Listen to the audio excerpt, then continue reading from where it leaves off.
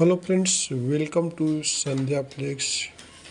Now to explain what is the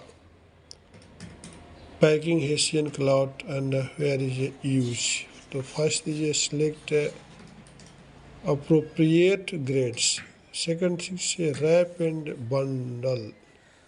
Second, secure with the twin rope. Fourth, labeling. Fifth one is padding and the cushioning. Six, use wooden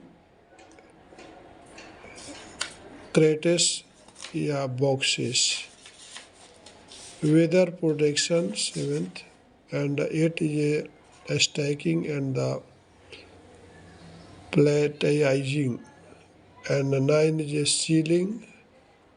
10 is customs documentations.